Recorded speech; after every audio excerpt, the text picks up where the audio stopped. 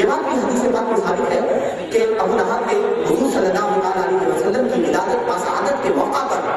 غیر مستند بات نہیں ہے، بخاری شریف اٹھا کے دیکھیے، بخاری شریف میں یہ حدیث پاک موجود ہے۔ حضرت عباس رضی اللہ تعالیٰ عنہ فرماتے ہیں کہ مجھے ابو لہب خواب میں ملا، میں نے کہا بھائی تیرا کیا حال ہے؟ اس نے کہا بڑا ہی برا حال ہے، لیکن ایک بات ضرور کہتا ہوں کہ مجھے پیر وار کے دن، سن لیجیے، یہ میرے شیخ طریقت بابا جی سے جب میر طیب علی شاہ بخاری سجادہ نشین آستانہ عالیہ حضرت کرما والا شریف نے آج سے 15 سال قبل سنایا تھا کہ سن لو میلاد منانے والوں کہ اس ابو لہب نے کہا کہ مجھے بڑا برا حال ہے، مگر پیر وار کے دن میری انگلیوں سے پانی پھوٹتا ہے، میں خود کو سیراب کر دیتا ہوں۔ اور حضرت عباس رضی اللہ تعالیٰ عنہ کیا فرماتے ہیں؟ آپ فرماتے ہیں در حقیقت بات یہ ہے کہ ابو لہب نے جب کریم آقا صلی اللہ علیہ وسلم کی ولادت باسعادت ہوئی تو لوڑی صوفیہ زبیدہ بھاگتی ہوئی آئی اور کہا ابو لہب بھتیجا پیدا ہوا ہے۔ اس نے دونوں انگلیوں کے اشارے سے کہا جا اس خوشی نے تجھے آزاد کیا۔ اس نے آزاد کو بھتیجا سمجھ کے کیا۔ رب کائنات نے دیکھا کہ میرے حبیب کی ولادت کی خوشی منانے والا ہے تو سن لو، کافر و مشرک کو قیامت کے دن مرنے کے بعد کوئی سزا نہیں ہے، لیکن یہ حدیث پاک سے ثابت ہے، بخاری شریف میں موجود ہے کہ اس نے کہا کہ مجھے پیر وار کے دن انگلیوں سے پانی ملتا ہے، خود کو سیراب کرتا ہوں۔ تو یہ بات بھی ثابت ہے کہ اللہ تبارک و تعالیٰ عز و جل کسی کے لیے چاہے تو قانون میں تبدیلی بھی پیدا فرما سکتا ہے۔ تو یہ اللہ مالک کا بھی ایک تسلسل ہے کہ وہ ان کی بارگاہ میں کوئی بھی آ جاتا ہے وہ اس کے لیے دعا کرتے ہیں۔ تو جناب الکھتری حضرت صاحب کرما والے رحمۃ اللہ تعالیٰ علیہ کی بارگاہ میں کھڑا تھا، وہ اپنا خادم تھا، وہ لنگر پیستا تھا اور لنگر پکاتا تھا، اور جو غیر مسلم آتے تھے ان کو لنگر کھلاتا بھی تھا۔ تو وہ پنکھے سے ہوا دے رہا تھا، حضرت صاحب کرما والے رحمۃ اللہ تعالیٰ علیہ نے اس کی طرف دیکھا تو اس کے چہرے پر پریشانی نظر آئی۔ تو یہ کریم تو اس کریم کے صدقے سے اتنے کریم ہوتے ہیں کہ یہ کسی کے چہرے پر پریشانی نہیں دیکھتے۔ آپ نے جب اس کے چہرے پر پریشانی دیکھی تو آپ نے پوچھا جناب کیا بات ہے؟ تو عرض کرنے لگا حضور لوگ کہتے ہیں اتنے بڑے پیر کے تم مرید ہو، اتنے بڑے پیر کے پاس جایا کرتے ہو، اس کے باوجود تیری اولاد نہیں؟ تو آپ نے فرمایا اچھا جناب، مسکرائے، خاموش ہوئے، اور تھوڑی دیر کے بعد حضرت کرما والی رحمۃ اللہ تعالیٰ علیہ نے ارشاد فرمایا جا دھنامل رب کریم تجھے بیٹا عطا کرے گا۔ اور اس کے بعد دھنامل نے جب یہ بات سنی خوشی سے چہرہ اس کا چمکنے لگا، بڑا ہی خوش ہوا، اس کے بعد خاموش کھڑا رہا۔ لیکن یہاں تو جب خزانے بڑھتے ہیں تو اس وقت کوئی اختتام نہیں ہے، کوئی قید نہیں ہے، اور میں آپ سے کہوں گا کہ آج حضرت صاحب کرما والے رحمۃ اللہ تعالیٰ علیہ کا عرس ہے تو یہاں پر اپنے دامن مراد کو پھیلائیے، اپنی جھولیوں کو پھیلائیے، کیونکہ اللہ کے یہ ولی جب رب کائنات سے عرض کرتے ہیں تو رب کائنات جھولیوں کو بھر دیا کرتا ہے۔ لیکن سن لو کہ ان کی بارگاہ میں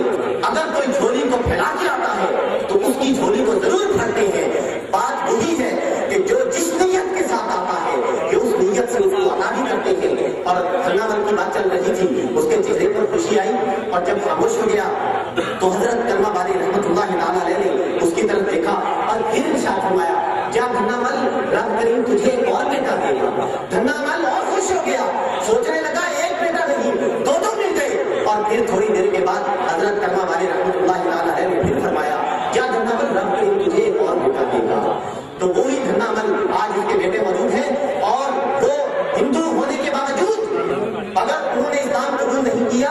لیکن ان کے دل آج بھی حضرت صاحب کرما والی رحمۃ اللہ تعالیٰ علیہ کے دریا اختر پر جھکتے ہیں۔ اور یہاں پر آ کر دھنامل کھتری کا خود اس کے بیٹے کا بیان ہے، جو کہ پہلے اس کا نام بوٹا بل تھا، اس نے کہا کہ مجھے میرے والد نے ایک طرف چار پائی کی پائنتی کرنے سے منع کیا تھا کہ اس طرف ٹانگیں کبھی نہ کرنا۔ تو میرے شیخ طریقت بابا جی سید میر طیب علی شاہ بخاری سجادہ نشین آستانہ عالیہ حضرت کرما والا شریف فرماتے ہیں کہ جب اس نے یہ بات کی تو میں نے اسی وقت اپنے ساتھیوں سے کہہ دیا کہ اس طرف قبلہ ہے۔ تو سن لیجیے تربیت کرنے کا یہ بھی ایک انداز ہے کہ آپ نے اس کو اس انداز میں روکا، اور جب آپ نے یہ فرمایا تو دھنامل نے اپنی اولاد تک بھی یہ بات منتقل کر دی